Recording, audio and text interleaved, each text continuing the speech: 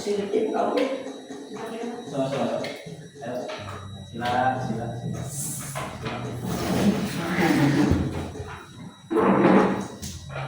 MP40 ke MP40.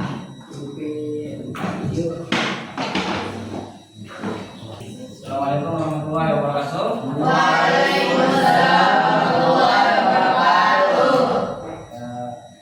Sebelum pelajaran kita mulai, silakan berdoa dulu dipimpin oleh Faiz. Berdoa dulu.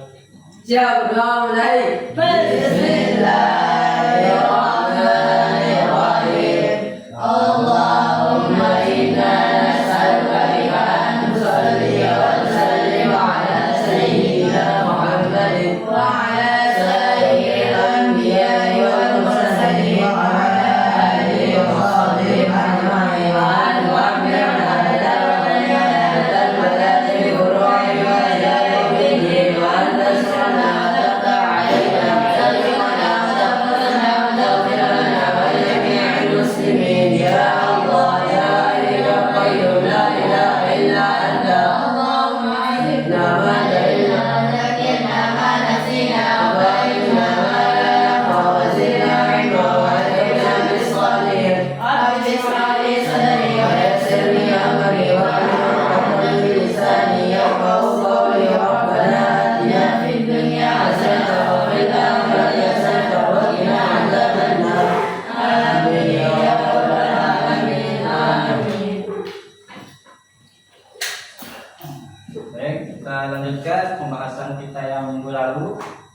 di bab Khulafaur Rasyidin. Ini kita lanjutin dengan tema prestasi Khulafaur Rasyidin sekarang dengan menonton tayangan video ya, agar kalian tidak cepat bosan belajar dan lebih menarik. Kalau gitu kita lanjutkan. Nanti untuk materinya mungkin kalau ada yang penting-penting yang perlu dicatat mungkin bisa dicatat. Ingat? Oke. Nanti makan komennya dikantongin dulu. Nah enggak? Assalamualaikum warahmatullahi wabarakatuh. Halo anak-anak yang hebat dan semangat belajar. Bagaimana kabarnya hari ini?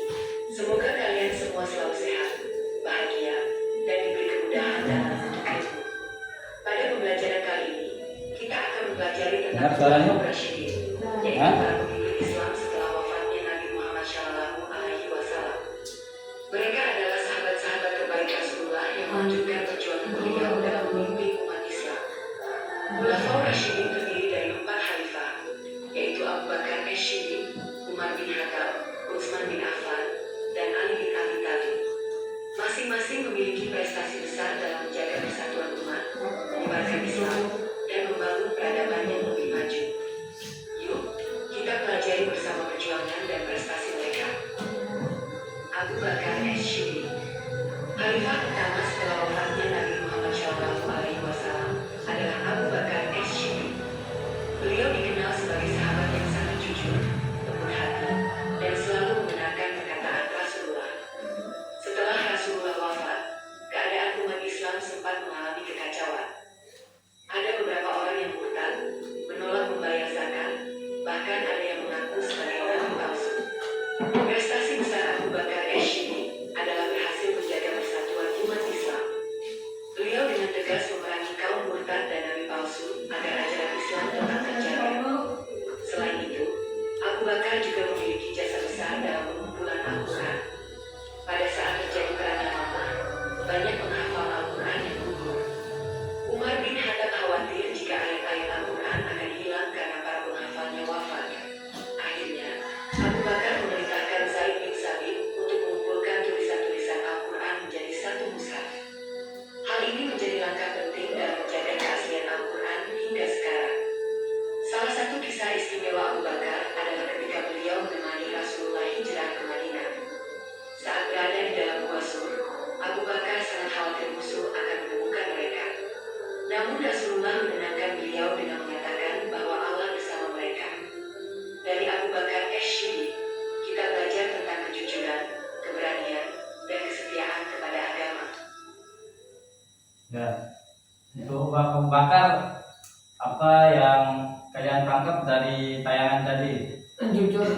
Ya, apa yang bisa kita teladani dari keteladanan Abu Bakar As-Siddiq dalam kehidupan sehari-hari? Ya, apa? Ayo, jangan malu. Apa? Ada? Ya? Baik hati. Ya, gitu kan? Apa lagi? Jujur. Ya, jujur. Selalu membenarkan Agama Islam. Dalam kehidupan sehari-hari nih, kalian kan di lingkungan pondok nih kan, apa aja yang bisa kita tiru dari tingkahnya Abu Bakar As-Siddiq yang kita perlu teladani? Nah, Fatan, apa aja? Nah, ya kita harus jujur ya sama guru, sama orang tua. Jangan nanti lagi main-main. Oh, Fatan, pindah Fatan, jangan ke toilet. Ini perhatian ya. Dah, nanti lanjutin di luar. Terus hal apa lagi yang bisa kita teladani? Mungkin Lala dari tayang video itu mungkin ada yang bisa kalian tangkap atau ada yang mau ditanyakan mungkin dari Abu Bakar As-Siddiq? Akhirnya sudah jelas prestasi-prestasinya. Ya, Abu Bakar As-Siddiq itu kan yang ada menginisiasi untuk pengumpulan mushaf Al-Quran, tetapi dibukukannya itu di zamannya Utsman. Jadi Abu Bakar itu yang mempunyai semacam ide gitu. Kan banyak nih hafiz-hafiz Al-Quran nih kan, banyak yang mati dalam perang kan, gugur syahid. Akhirnya karena beliau takut nanti tak ada lagi orang yang hafal Al-Quran kan, nah akhirnya dia mengambil inisiatif untuk mengumpulkan mushaf-mushaf yang ditulis itu. Ada yang ditulis di pelepah daun kurma, di batu, di segala macam pokoknya. Nah akhirnya dikumpulkan dan dibukukannya itu di masa Utsman. Dan juga Abu Bakar itu yang memerangi para murtad. Banyak kan yang orang-orang Islam ini yang karena Rasulullah wafat, banyak yang murtad gitu. Ada yang mau bayar zakat, itu akhirnya itu yang diperangi oleh Abu Bakar demi persatuan umat Islam. Nah, kita lanjutin yang kedua ya. Khalifah kedua adalah Umar bin Khattab. Beliau terkenal sebagai pemimpin yang tegas, berani, adil, dan sangat peduli kepada rakyatnya. Pada masa kepemimpinan Umar bin Khattab, wilayah Islam berkembang sangat luas. Banyak daerah berhasil masuk ke dalam kekuasaan Islam, seperti Persia, Mesir, dan sebagian wilayah Romawi. Prestasi besar Umar bin Khattab tidak hanya dalam perluasan wilayah, tetapi juga dalam membangun pemerintahan yang tertata rapi. Beliau membentuk Baitul Mal untuk mengatur keuangan negara, membangun sistem pengadilan, membuat kalender Hijriah, serta membentuk pasukan keamanan. Umar juga terkenal sangat sederhana walaupun menjadi pemimpin besar. Beliau sering berjalan malam hari untuk melihat keadaan rakyatnya secara langsung. Salah satu kisah istimewa Umar bin Khattab adalah ketika beliau menemukan seorang ibu yang sedang memasak batu untuk menenangkan anak-anaknya yang kelaparan. Setelah mengetahui keadaan itu, Umar langsung memikul sendiri karung gandum dari Baitul Mal untuk diberikan kepada keluarga tersebut. Beliau tidak menyuruh orang lain karena merasa bertanggung jawab atas kesejahteraan rakyatnya. Dari Umar bin Khattab, kita belajar tentang keadilan, tanggung jawab, dan kepedulian kepada sesama. Nah, dua dari Umar. Mungkin ada yang bisa menjelaskan apa yang ditangkap dari video tadi yang bisa diteladani dalam kehidupan sehari-hari? adil. Ya, adil sebagai pemimpin yang adil. Terutama mungkin ada yang diberikan tanggung jawab jadi ketua kelas misalnya di sini. Itu harus adil ya. Nanti ada yang nggak disukai temennya itu ada yang didenda kan. Nanti yang teman-temannya yang dia sukain itu nggak pernah didenda walaupun salah. Ya, itu namanya adil. Terus apa lagi? Ada yang Ya, peduli kepada sesama. Kayak kisahnya tadi kan, dia pemimpin itu yang bertanggung jawab juga. Pas dia lihat ada ibu-ibu sama anaknya itu udah nangis, anaknya ditanya sama Umar, kenapa dia nangis? Dia lapar. Terus itu masak apa? Terus ditanya, nggak ada, soalnya dia nggak ada beras kan. Yang dimasak itu batu. Dia itu gitu ibunya biar dia tenang aja, anaknya itu biar dia nggak nangis sampai dia tidur. Karena itu Umar kan merasa dia yang punya tanggung jawab, itu kan memimpin umat, jadi dia merasa sangat bersalah. Terus dia Umar langsung mengambilkan bantuan gitu. Ini kayak sekarang kan PKH gitu, langsung diambilkan, dia sendiri yang pikul berasnya itu dibawain ke rumah orang itu. Itu sebagai bentuk tanggung jawabnya dia sebagai pemimpin gitu. Pas jadi mau dibantu nih sama ajudannya kan, wahai khalifah, saya yang angkat berasnya. Jangan, ini tanggung jawab saya, ini harus saya sendiri yang anterin. Emangnya kamu mau nanti dosa saya ini kami tanggung di akhirat gitu. Akhirnya dia saking tanggung jawabnya Umar itu. Nah, juga kita di lingkungan pondok ini gitu ya, harus bertanggung jawab, dikasih tugas mungkin sampah mutir kan, jalanin. Jangan kalau nggak ada orang nanti mulai sudah lupa sama tanggung jawabnya. Terutama nih kalau subuh ini ya, itu kan tanggung jawab itu sebagai santri. Kita harus bangun pagi itu kalau bisa sebelum subuh kita bangun. Jangan tunggu dibangunin dulu kan. Dengar? Nih yang cowok-cowok dengar? Nah itu ya, contoh itu tanggung jawabnya Umar.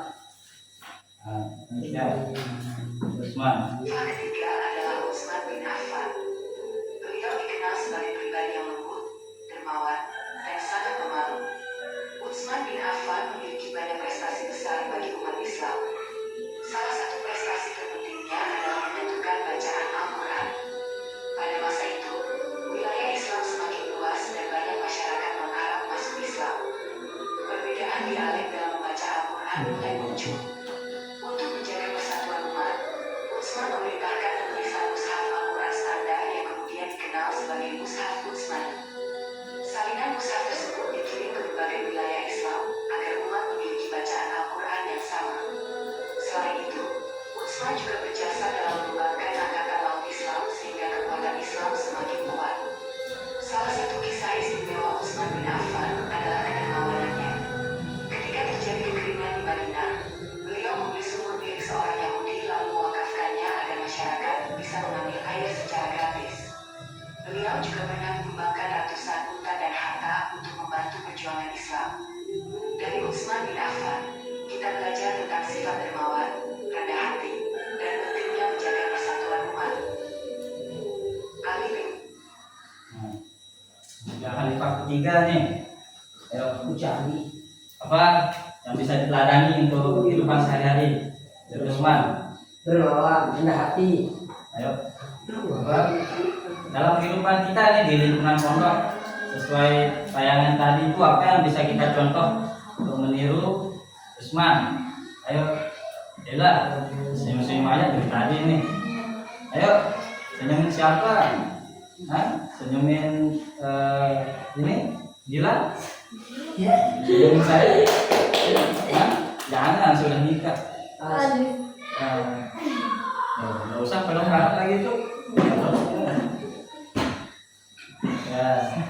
Ya dari Utsman tuh kita belajar dermawan. Ya misal kalau ada teman butuh bantuan dibantu ya, itu salah satu. Rendah hati juga dia, walaupun dia kaya raya gitu kan, sahabat Nabi yang dijamin masuk surga gitu, dia masih peduli sama orang-orang miskin di sekitarnya itu. Bahkan sampai dia membeli sumurnya itu milik orang Yahudi kan, dia pelit orang Yahudi ini kan, dia musim kemarau di Madinah, dia nggak mau dimintain air, akhirnya dibayar dia sama Utsman sumurnya orang Yahudi ini, terus itu diwakafkan ya. Terus di sekitar sumurnya itu sampai sekarang jadi kebun kurma di Madinah itu, yang sampai sekarang itu kebun kurmanya masih banyak, dan itu atas namanya itu juga penjualan atas nama Utsman ya. Wakafnya itu sampai sekarang walaupun udah meninggal dulu Utsman ya, tapi dia amal jariahnya masih ada sampai sekarang, masih ada di Madinah. Mungkin saya tanya nanti ke siapa mungkin punya keluarga yang pernah umroh kan, pasti pernah dia ziarah ke kebun kurma itu milik Utsman itu. Juga di masa Utsman itu untuk pertama kalinya itu Al-Quran dibukukan, disatuin ya, jadi Mushaf Utsmani namanya. Tapi itu bukan kayak Quran yang sekarang udah ada baris, itu masih bentuknya itu misal ba, ta, sama ta itu masih sama, itu ada titiknya. Itu pada zaman itu, baru nanti belakangan tuh baru dia ditambahin titik untuk diberiin ba sama ta, baru ditambahin baris atas bawah, itu belakangan dia. Kita lanjutin lagi. Apa yang dilakukan Abu Bakar untuk menjaga persatuan umat? Jelaskan apa Ya, apa itu kata. apa yang dilakukan Abu Bakar untuk menjaga persatuan umat Islam?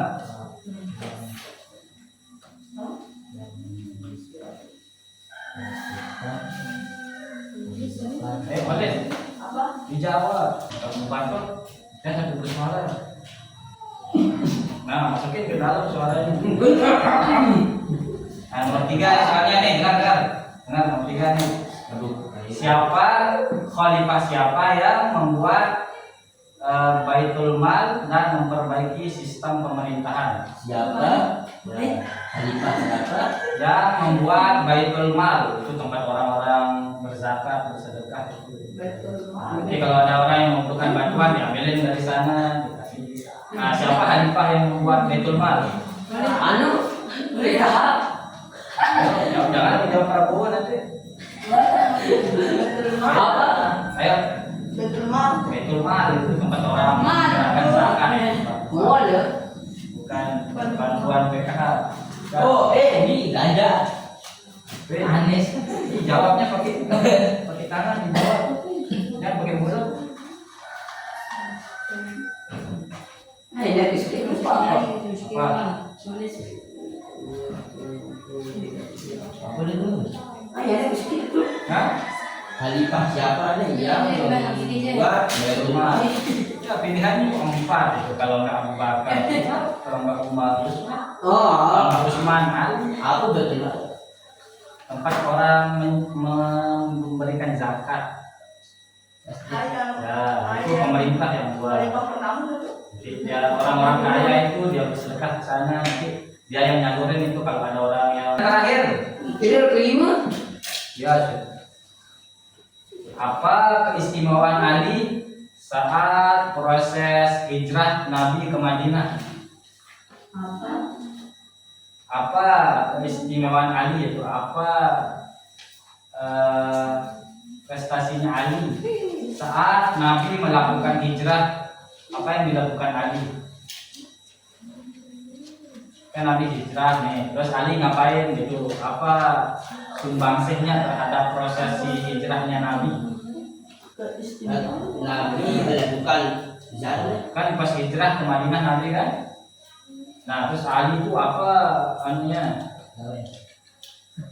Prestasinya saat proses hijrah Ali saat dia ngapain Ali itu pas waktu hijrah itu? Ayo ada yang udah?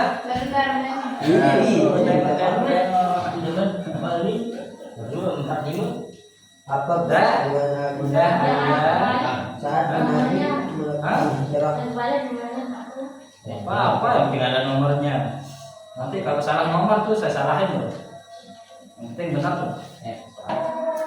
Sekarang kalian berdoa dulu, terus istirahat, sholat, kalau mau belanja. Ayo, doa dulu. Balik.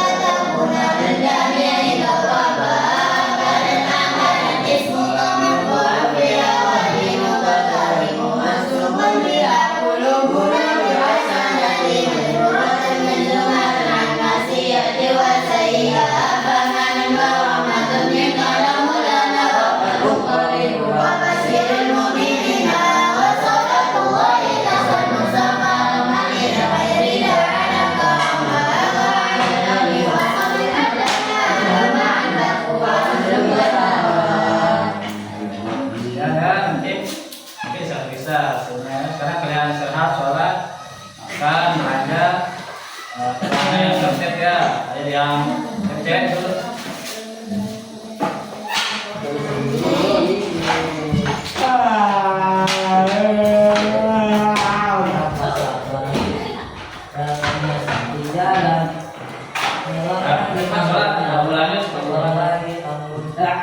Bisa sambil bawa kamu nanti makanan.